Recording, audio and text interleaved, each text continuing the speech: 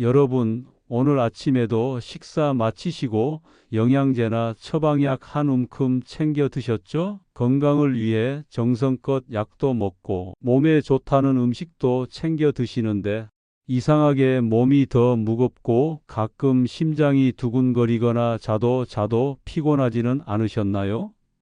혹시 이런 증상 나이 탓이라고만 생각하고 계셨나요? 실제로는 여러분이 드시는 약이 문제가 아니라 약과 함께 드신 음식 때문일 가능성이 높습니다. 대한약사회와 식품의 약품안전처에서도 매년 경고하는 내용인데요. 보약인 줄 알고 정성껏 챙겨 먹은 음식이 약과 만나면 몸속에서 예상치 못한 부작용을 일으킬 수 있다고 합니다. 특히 우리 시니어분들이 가장 많이 드시는 고혈압약, 골다공증 약, 당뇨약이 그렇습니다. 설마 내가 먹는 게 문제가 되겠어?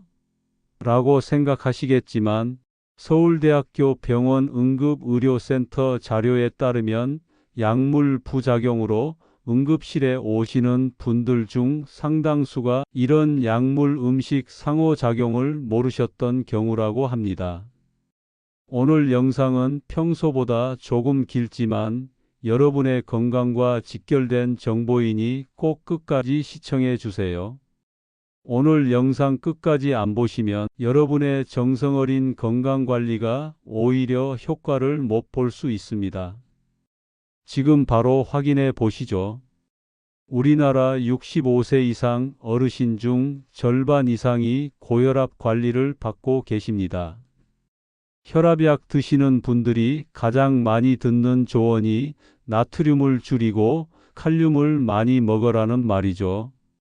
그래서 바나나, 오렌지, 키위, 토마토 같은 과일을 식사 대용으로도 드시고 간식으로도 챙겨 드십니다.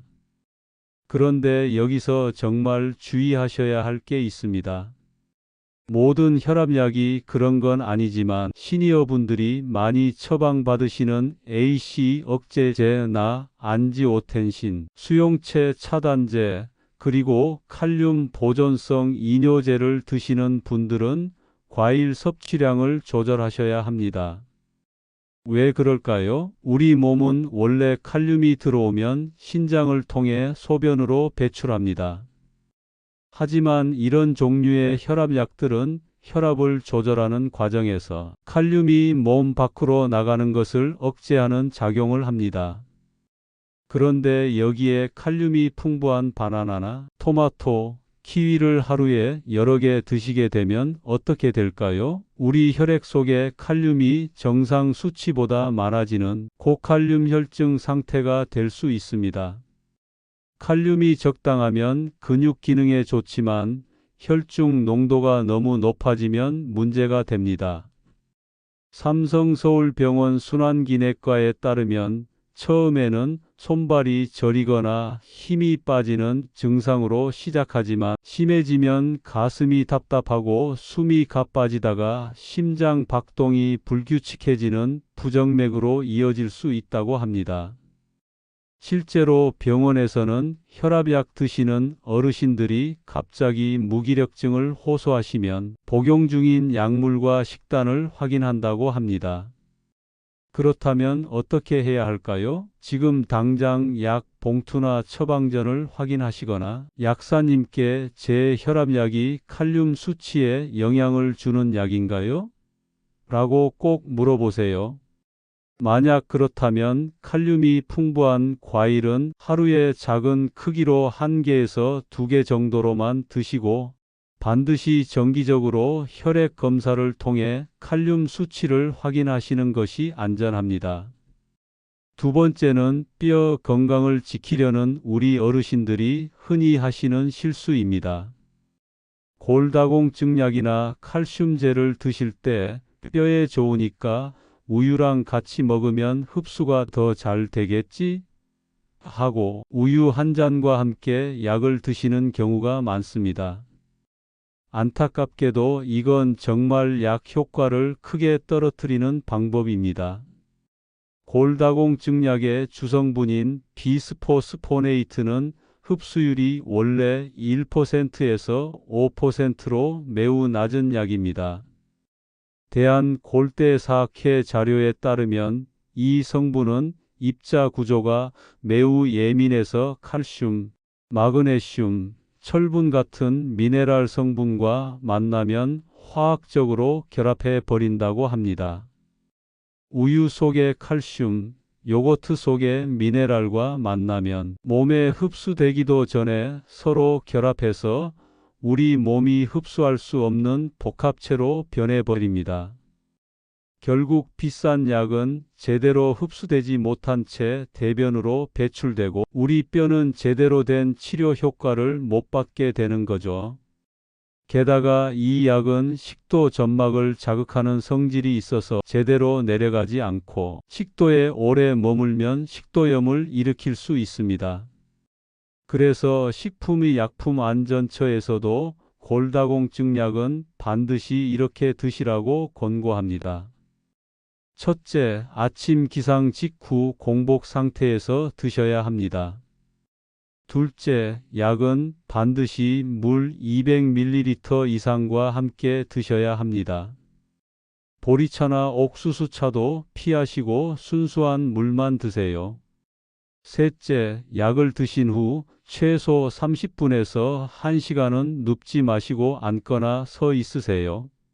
넷째, 우유, 치즈, 요거트 같은 유제품은 약 복용 후 최소 2시간 이후에 드세요.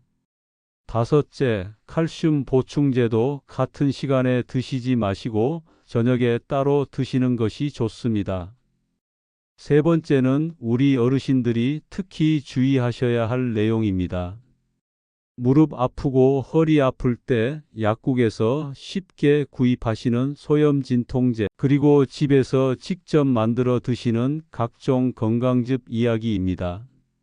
타이레놀 같은 진통제의 주성분인 아세트아미노펜은 어디서 대사될까요? 바로 우리 몸의 화학 공장인 간입니다. 서울 아산병원 소화기내과 자료에 따르면 간은 하루 24시간 쉬지 않고 우리가 먹은 약물과 음식을 해독하고 대사하는 일을 한다고 합니다. 그런데 시니어분들이 건강을 위해 드시는 일부 고농축 건강즙은 간에 추가적인 부담을 줄 수 있습니다. 특히 주의하셔야 할 제품들이 있습니다. 첫째, 일부 다이어트 목적의 고농축 한약제즙. 둘째, 검증되지 않은 민간요법으로 만든 약초즙. 셋째, 과도하게 농축된 건강기능식품. 간 입장에서는 진통제를 해독하느라 바쁜데 갑자기 평소에 먹지 않던 고농축 성분이 대량으로 들어오면 과부하가 걸릴 수 있습니다. 이를 약인성 간 손상이라고 부르는데 대한간학회에서도 건강기능식품과 약물의 동시 복용 시 주의를 당부하고 있습니다. 특히 술 드신 다음 날 숙취 해소를 위해 진통제를 드시고 동시에 간 건강에 좋다는 헛개나무즙이나 기타 건강즙을 함께 드시는 것은 간에 이중 부담을 줄 수 있습니다. 그렇다면 어떻게 해야 할까요? 첫째, 진통제나 다른 약물을 복용하는 기간에는 새로운 건강기능식품이나 고농축즙 섭취를 시작하지 마세요. 둘째, 이미 드시고 있는 건강기능식품이 있다면 약사나 의사에게 반드시 알리고 복용해도 되는지 확인하세요. 셋째, 일반적인 과일 채소 주스는 대부분 안전하지만 검증되지 않은 약초나 한약재를 농축한 제품은 신중하게 접근하세요. 넷째, 우리 간은 침묵의 장기라 불릴 만큼 증상이 늦게 나타납니다. 정기적인 간기능 검사를 꼭 받으세요. 하나만 더 짚어드릴게요. 당뇨약 드시는 분들도 많으시죠? 첫 번째, 자몽과 자몽 주스입니다. 자몽은 특정 약물의 대사를 방해하는 성분이 들어있어서 일부 당뇨약과 함께 먹으면 약물 농도가 예상보다 높아질 수 있습니다. 대한당뇨병학회에서도 당뇨약 복용 중에는 자몽 섭취를 제한하라고 권고합니다. 특히 자몽 주스는 농축되어 있어 영향이 더 클 수 있으니 주의하세요. 두 번째, 홍삼과 인삼입니다.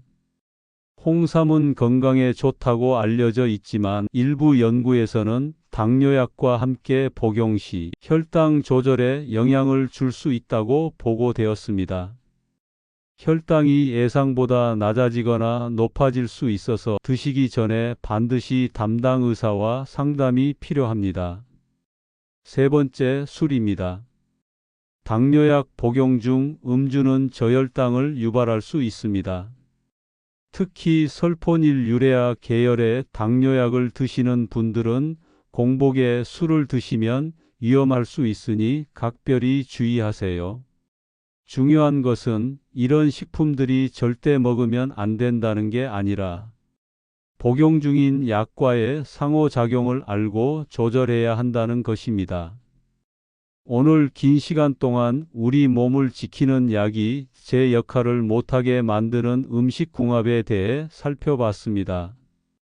정리하자면 이렇습니다. 첫째, AC 억제제나 칼륨 보존성 이뇨제를 복용 중이라면 바나나, 토마토 같은 고칼륨 과일은 적당량만 드시고 정기적으로 혈액 검사를 받으세요.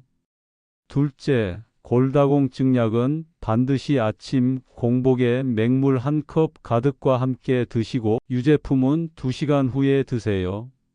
셋째, 진통제를 드실 때는 검증되지 않은 고농축 건강즙을 함께 드시지 마시고 복용 중인 모든 제품을 의사나 약사에게 알리세요. 넷째, 당뇨약 복용 중에는 자몽, 홍삼 섭취 전에 반드시 전문가와 상담하세요. 가장 중요한 원칙은 딱 하나입니다. 모든 약은 미지근한 맹물 200ml 이상과 함께 먹는 것이 가장 안전합니다. 물이 부족하면 약이 식도에 머물러 자극을 줄 수 있으니 꼭 충분히 마셔주세요. 그리고 한 가지 더, 새로운 약을 처방받거나 건강기능식품을 시작하실 때는 반드시 현재 복용 중인 모든 약과 건강식품 목록을 의사나 약사에게 보여주세요. 이것만으로도 많은 부작용을 예방할 수 있습니다. 여러분, 오늘 정보가 조금 길었지만 정말 중요한 내용입니다. 주변에 약 챙겨 드시는 친구분들, 형제 자매분들, 자녀분들에게 이 영상 꼭 공유해 주세요. 여러분의 공유 클릭 한 번이 누군가의 건강을 지킬 수 있습니다. 오늘 내용 중 궁금한 점이 있다면 댓글로 남겨주세요. 제가 아는 선에서 정성껏 답변해 드리겠습니다.